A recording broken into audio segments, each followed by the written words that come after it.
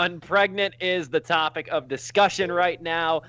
And immediately, this movie loans itself to comparisons, and the two of the most prominent, one of which is already spoiled thanks to Joe's background, Olivia Wilde's Booksmart and Eliza Hittman's Never, Rarely, Sometimes, Always. Probably more in line with Never, Rarely, Sometimes, Always on concept alone. These movies have really almost identical plots. The only difference is Never, Rarely, Sometimes, Always is a stern drama versus this movie, which is more playful, it's exuberant, it's a comedy, but they both tackle the same idea, which is a young woman, minor, is trying to get an abortion around her parents' consent and must travel to a state where it is permitted to get an abortion without the consent of parents.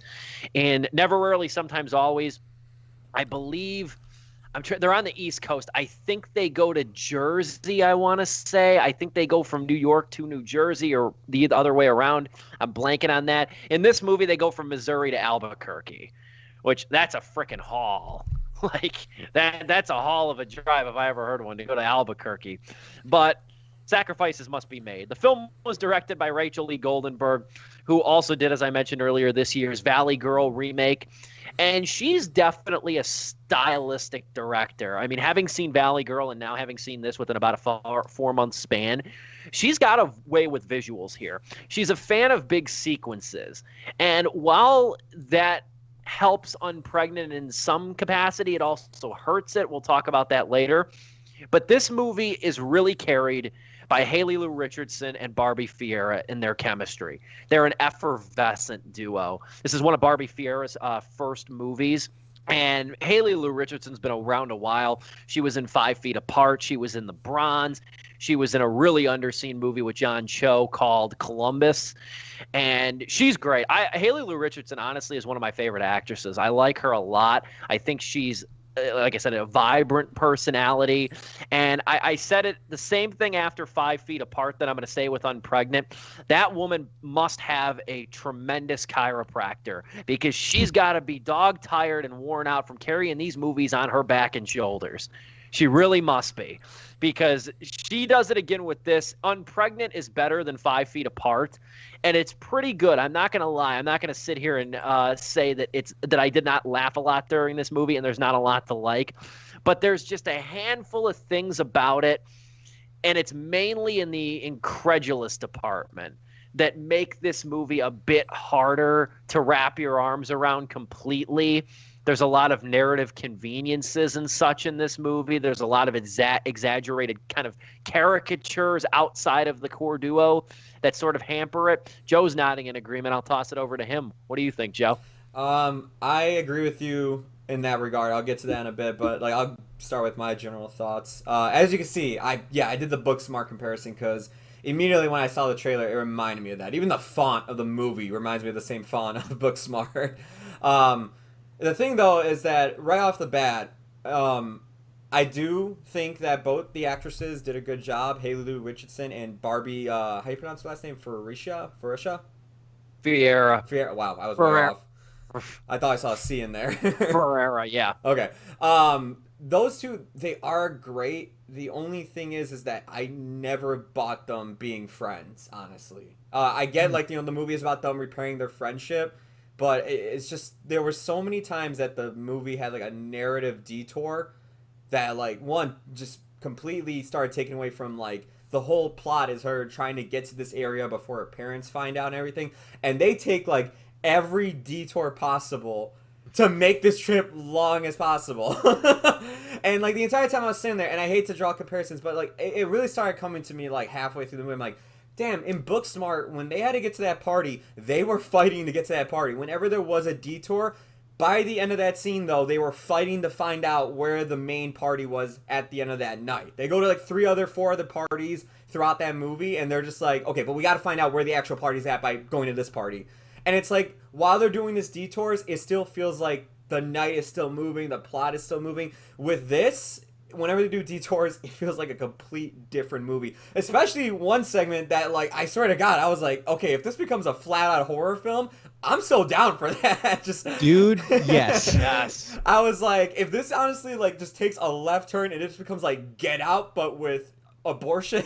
I know that sounds like a weird comparison, but it was going down that route. I was I would give this movie 4 stars right off the bat, and unfortunately, it does it for like a little bit and then it leaves. Yeah, but for me, man, as much as I thought they were great acting wise, it's just the writing did not make me believe them at all. And honestly, I didn't laugh that much watching this at all either. I was kind of bummed out watching this because I feel like, damn, like, you know, there are moments that I feel like, you know, any woman that has gone through this, or, you know, any person that fights for these rights of having, like, you know, the right to get an abortion would love this movie. There's a great scene where Haley Lou Richardson has a breakdown on a train track about all the struggles she has to get through just to get this done.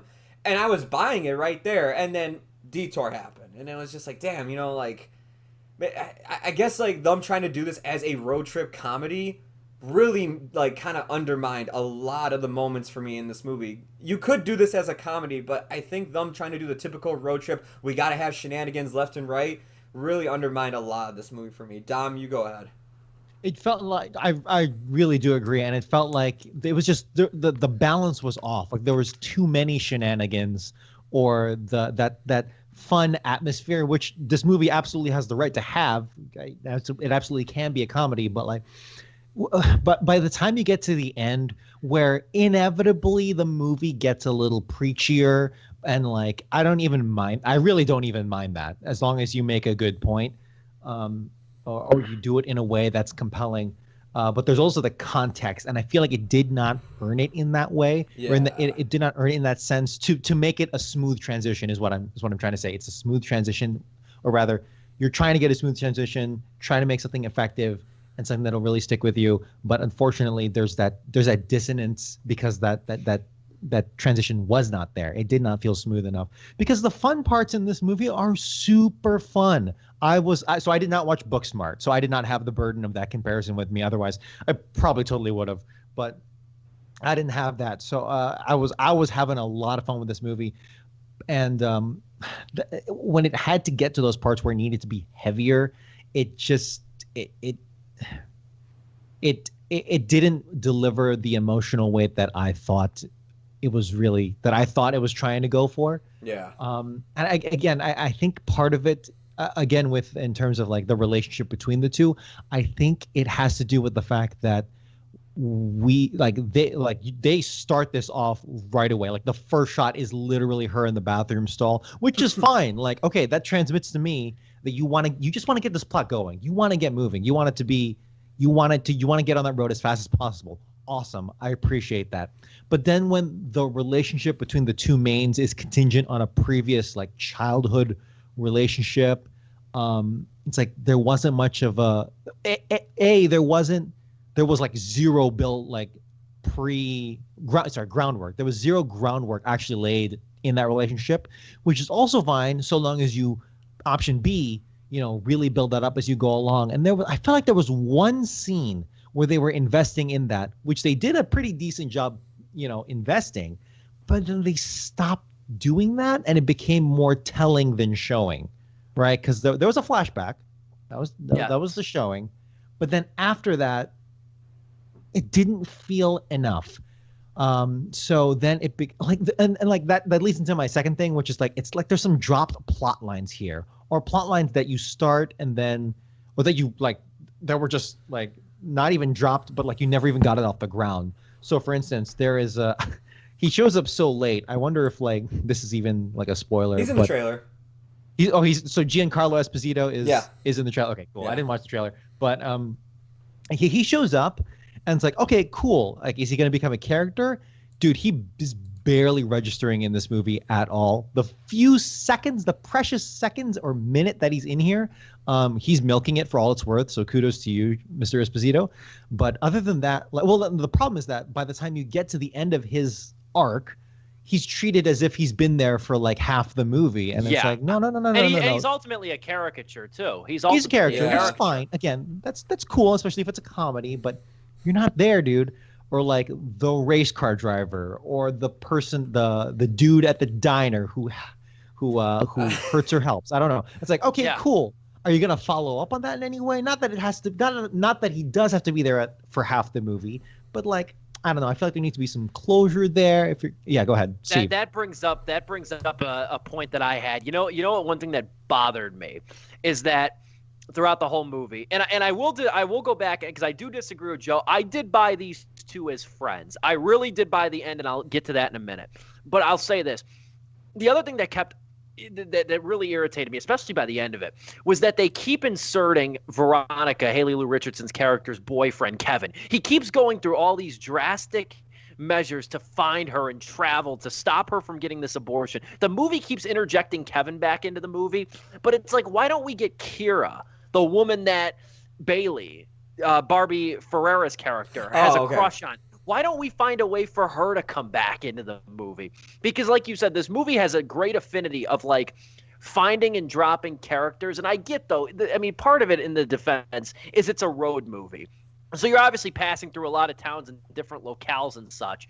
But you keep interjecting Kevin as if Kevin, a high schooler, has the means and funds to travel and follow. He does have the funds. He has the funds. They make that abundantly clear. But go on. Yes, yeah, indeed, with the ring and everything.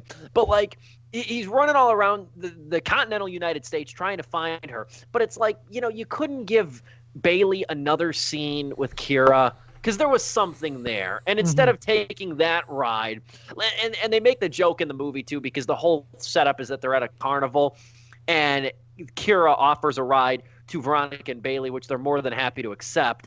But instead, they go with this ostensibly amiable couple who are turned out to be like these Christian right-wing pro-life people. One of which is Breckenmeyer, who I never tire of seeing. I like Breckenmeyer since the Rat Race days. Look, that's neither here nor there. No, but I'll say this though let me just add this is that. And they make the joke at towards the end of it. It's like, you always take the ride from the hot lesbian. Well, why didn't they do that? Yes, thank you. You could have had better character building because it's fun. As good and as stylish as that sequence is with Breckenmeyer and the RV and everything, as well shot as it is, it's so incredulous. It's so overwrought. Yeah. It disrupts the flow of the movie. Moral of the story: you should have taken the ride with the hot lesbian. It becomes a like a not a parody, but it gets too wacky for its own good. Oh yeah, and that's coming from a former Catholic who was deep into that world to a good degree for a long time. So I'm almost like relating to not relating, but like I can see that and be like, no, there are people like that. That's totally like accurate and on point. But the way they do it in the movie, like how they wind up using these characters and the situation they find themselves in. What the hell is going on? Are we like, this is too much? The moment it became Mad Max with a pregnancy test RV, I was like, no. and that brings us back to like, yeah, when you get to that, like when you get to the last couple sequences of this movie, it's like, this is a weird transition to how we got here. Like that's still in my mind. And like you're trying to deliver this in such an obvious way, which again is cool if you want to do that, but I'm not buying it, or at least I should say I'm not buying it, but you did not pave the way cleanly enough for me to get there in a satisfying manner. I'll say this too. This is the other issue I had, because this is why I didn't buy them as friends, is that I feel like Bailey's character gets completely cut from this movie. That it focuses way too much on Veronica because she has two subplots that just get completely ignored, basically. You have the subplot with the race car where she reveals that, she's, lesbian and she's interested in the race car driver. And like Steve said, you could have developed, Bailey a lot more, and you could have fleshed her out a lot more by having this character go with them. And then, two, you had this whole thing with her father. And the whole resolution to that, I'm just supposed to be like, am I supposed to be happy that, of the outcome of this? Because it's just like, yeah, I mean, sure, they told the dad off, but I don't really feel the emotional connection there. And then it jumps back to where we get to the climax of this movie, where if you want to do this whole thing where you show how crazy Christians can get about the whole abortion thing, if you really wanted to show that aspect, you could have done it here, because they do kind of show a little bit of it with some of the people protesting outside. And there are some things people do at those protests, they'll act like they're actually the caregivers of the They act like they're I can attest, dude. The caregivers at the facility, acting like they're leading them to the facility, and actually they hand them like like a fake embryo, being like, "This is like the life you're gonna take away." Like, it's horrifying. Yeah, you could have done something like that, but like instead you went to the complete extreme, which I said like was a complete detour, and I was so ready like if they wanted to go full on with it, but because they didn't, then it just felt out of place. Like a lot of the detours in this movie for me. Even Veronica's character, Haley Lou Richardson's character, gets shafted a little bit because like there's like a whole subplot with her and like her friends, or are they really her friends, and what does that mean? And like her taking Instagram photos. Yeah. Like, okay, that's cool, and that is showcased, but like that feels undercooked as well. Because I mean, I guess because that's all contingent on the friendship between Veronica and Bailey, Richardson and Ferrera's characters there. Like that feels underdeveloped because it's a road movie with two besties, and that is what it hinges around. And if you can't nail that, I feel like the team of 5 writers, apparently, according to Wikipedia, the team of 5 writers, and one of which is which is Rachel Lee Goldenberg. Again, that's Wikipedia. I don't know, but like. I feel like I trust Wikipedia with movies. I do too. They pretty much pull from IMDb for the record. I think they, when they got the script done and even like into casting and all of that, maybe even probably well into, by the end of the script writing phase, I feel like they step back and go, is the friendship there? Because that's what this movie is contingent upon. And then when they shot the movie, I feel like, I can't speak to it because I don't know the development of this film, but I feel like they shot it and then they went, is it there? Is the friendship there? Is the love there between the two characters? Is that fleshed out? Is that satisfying completely? I feel like they really thought it was because they just had the two characters together in a car long enough. You know what I'm saying? As opposed to like, the context of the pacing of the movie, it's a structural problem is what I'm getting at. It's a structural problem that is really hard to I don't even know how you would fix it. That's the thing. I'm describing this issue and I don't even know how you would fix it, but it is there, I believe, because that's what the movie's all about. I'm not even opposed to like the Christian family, the crazy thing that happens there. I'm not even opposed to that sequence. It's just where it is and like the moments you're losing out because of it. And then that was the frustrating part for me is like you said, the moments you're losing out because of that like silly over comically broad scene that turns an otherwise funny but yet serious movie about a serious issue. Yeah. It takes you out of that for a second and turns it into a sitcom. That's what I was getting at earlier. I will say, though, I did buy the friendship of Veronica and Bailey throughout this movie, and I'll even explain why, too. The movie, I think, is bound, even if they do not seem like the strongest of friends, because let's be honest, they're really not. They were at one point, and then they drifted apart. So it's even an opportunity for them, this whole road trip, to like reconnect and realize that they are two young women in a conservative town, a conservative state, that are kind of kneecapped by making their own independent decisions when they're on the verge of adulthood. And I think it's also, without ruining anything, I think the ending does a good job, or at least the conclusion of when they finally return home, because there's no big tearful hug and like I missed you so much and we're reconnecting. There's just like how you hang with your friends and everything. Well, see you at school tomorrow. Yeah, see you in class tomorrow. There's that. So there's even little nuances throughout this movie that made me buy that they are indeed friends. But at the same time, it is in a way, in my opinion, disingenuous to go that far because they're really not friends at the time when they take this road trip. They were friends who then drifted apart, fell into different cliques. I mean, like I said, Veronica became sort of one of the gossip girls.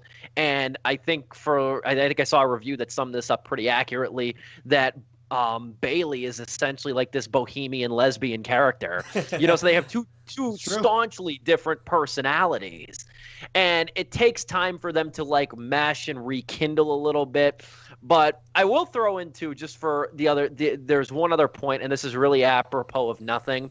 I love music in movies, especially popular music. And there's 2 songs that I think are used really well in here. There's the Maren Morris Brothers Osborne song. This is where my country music aficionado side comes out. There's that song. It's called All My Favorite People, and it comes when they get into the truck when they're in I don't know where exactly they're at in the movie, but they get in the truck with a group of friends to give them a ride. And that song, All My Favorite People by Maren Morris and Brothers Osborne comes on. That's used very well. And I like how they repurpose Kelly Clarkson's Since You've Been Gone as kind of a female empowerment, like pro-choice anthem. I really like that recontextualization. I'm always a fan of that sort of thing. So it's not really conducive to the larger rating here, but I appreciated the inclusion of those two songs. And I will say, I do think that Veronica and Bailey's bond is stronger than I think both of you guys probably feel on that. Yeah, I'm going hard on this point because that was the big thing for me in this movie that kept a good movie from being great. I may be putting too much on that, but still, it was just frustrating.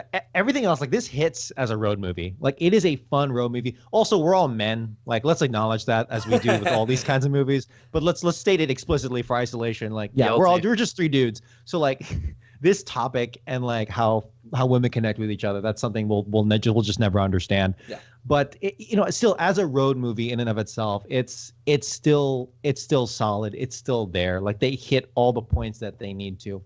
But then when you pair it with the driving force of this film, it's such a crushing thing, which other films cover better. But again, I guess this movie is a comedy. Well, that's the weird dichotomy of it, right? Like, it's a comedy, but like, how much of a comedy does it need to be? I don't know. I'm falling back into that argument. But do we want to get to closing statements, or was there anything else you wanted to hit on that? We can hit on closing statements if you want. I mean, I'll have you start today, Dominic. Sure. I'll end. Unpregnant. So it is a classic road movie that is trying to carve itself out in a moment where, particularly in a moment where, the abortion debate has flared up like never before. Particularly here with the Supreme Court and all that. The big thing that has kept the woman's right to choose safe for so long, that is now under a bigger threat than ever. That's just no denying. So I guess when Unpregnant tries to balance all these different things, road film, buddy film, comedy, drama with that extra controversial flavor, when it tries to juggle that, it misses the mark in finding that right recipe, finding that right balance. Because I think there's just a few too many wacky things here for it to properly earn that smooth transition into the serious, into the heartfelt. There is friendship there, no doubt, but I just felt like that was undercooked, and just a lot of wasted, but maybe not a lot of, but there is wasted potential here for something that I was genuinely enjoying. And again, I go hard on it because it's less hate and more frustration for something that's really trying hard. So hey yo, legit, the sequence in the abortion clinic, that alone, of where they're trying to normalize abortion and just showing what it is, that alone earns its place as something that is worthy to be shown probably to women the world over, women in America, and something that is worth for anyone who's on the fence on that stuff. I appreciate that, and on a kind of a social justice angle, that is absolutely something that makes this movie worth it. But as a comedy, as a buddy film, as a road film, as a drama, it kind of misses the mark. So I gotta give it 2.5 out of 4 stars. A regrettable 2.5 out of 4 stars. Joe. Yeah, no, Dom, you basically hit all the points that I was hitting throughout the review as well. Like, and you summarized it very well. It can be fun in places, but again, like, the overall story, and I felt like the characters, their whole friendship by the end of it, when they're like, oh, like, we're gonna rekindle it by the end. I didn't buy it fully. I really didn't, and I kind of like, there are scenes because the actresses are great together, but the story just made me not believe it. Like, some of the dialogue and some of the choices that they do, I'm just not really buying it. I will agree with you, when they get to the ending at the clinic and everything, they actually do a good job at actually, like, keeping that whole thing serious. Like, they don't, like, unlike the people in the YouTube comments here for the trailer, They don't get to that clinic and then it's like a a whole SNL sketch and everything. No, it's handled very properly, and it's not like showing like, see, look how good this is. No, it shows like how intense it can be, how nervous you can be during something like that. It does not shy away from any of that. So like, unlike the people who are just judging this based off the trailer, no, you actually watch the movie for once. But for me, I applaud it for going there. I applaud it, like, for the subject matter it's trying to handle and everything. But in terms of just telling a story and everything, it wasn't doing it for me. And I wasn't laughing as much throughout the movie as well. And the detours were getting on my nerve. For me, it's 2 out of 4 stars. Ooh. Oh. I'll send it home with this. I'll say it's not never, rarely, sometimes, always in that regard. And never, rarely, sometimes, always. I know you guys didn't see it. That movie is a slower watch. It's very dramatic, and I told you before, like, this is where I'm going to get not all mend over here with that movie. I like that movie. It's probably going to end up on my favorites of the year list, no lie, no cap, if you will. But that movie, every man in that movie was vile, and that was the only thing that really like unnerved me. I'm like, okay, like because they are, Steve. Get with it. It's because we are. All of us are garbage. Yeah, just submit. I'm not a fan of that all stuff. I mean, we don't want people to say, like, you know what I mean, like all immigrants are criminals. We don't want to say that. You know what I mean? But like, so I'm not with that discourse. I haven't seen it, but I can see that angle. Yeah, I'm gonna say that right there. But that movie was definitely the more dramatic take on it, where this is a more lighthearted and kind of fun comedy. And again, I cannot stress the effervescence of Barbie Ferreira and Haley Lou Richardson. I don't think can even be understated. I think these two have both bright futures ahead of them. I think Haley Lou Richardson's already capitalizing on hers, and hopefully the same can be said for Barbie Ferreira as well. The thing that negated some of my enjoyment for this movie, though, really kind of goes back to what you guys were saying, but the broadly drawn sort of comic set pieces in this movie really threw it off.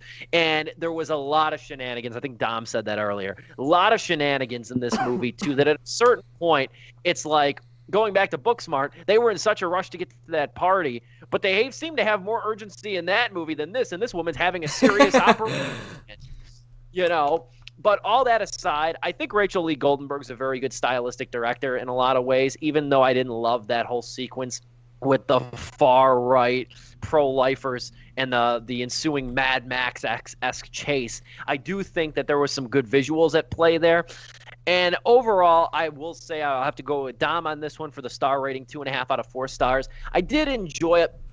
Long stretches of this movie, but as a whole, and especially after the credits roll, you start thinking about some of its shortcomings in broader terms, because this is one of those movies too that I feel like you could watch with a group of friends and really love, but like on closer dissection, it's not the sum of its parts. There's a lot here that I think kind of gets misconstrued in certain ways, especially when you go through a lot of these like sidebar character interactions and stuff that negate from even the core duo there. So that's what I'll say about Unpregnant. We're harping on that Christian chase scene so much, but I just want to acknowledge that we do get the irony of a pro-life person violently chasing down 2 women and potentially putting them in great danger. We get that. We get the joke. It's just the pacing. It's just the pacing.